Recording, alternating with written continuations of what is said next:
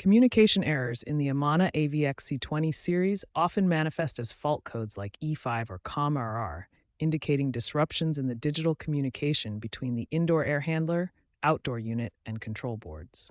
These units rely on protocols such as Modbus RTU over RS-485 for data exchange, allowing real-time monitoring of system variables. Begin troubleshooting by checking physical connections.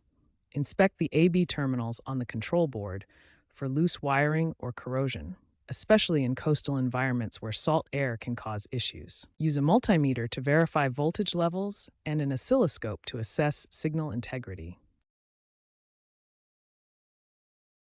Power cycling the unit is a fundamental first step. If the system integrates with a smart thermostat or BMS, ensure compatibility and proper configuration, including correct baud rates, typically 9600 BP sets. Also verify Wi-Fi and Bluetooth connectivity. Remember ESD precautions. After diagnosing the issue, apply appropriate fixes. Firmware updates are crucial. Amana released firmware version 2.4.1 in late 2025 to enhance error handling and auto recovery, reportedly reducing errors by 40% in monitored installations. Download updates via the Amana service portal and follow installation instructions carefully. If wiring is the problem, use shielded cables to mitigate electromagnetic interference, EMI, especially in eco-friendly installations where energy-efficient protocols may be in place.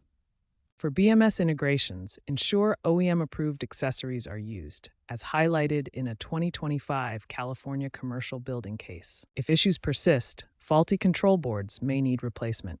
Per Amana's 2025 service data, communication errors accounted for 18% of warranty claims, but this has decreased from 25% in 2023 due to firmware updates. Always consult Amana's troubleshooting guide or ASHRAE publications for detailed guidance.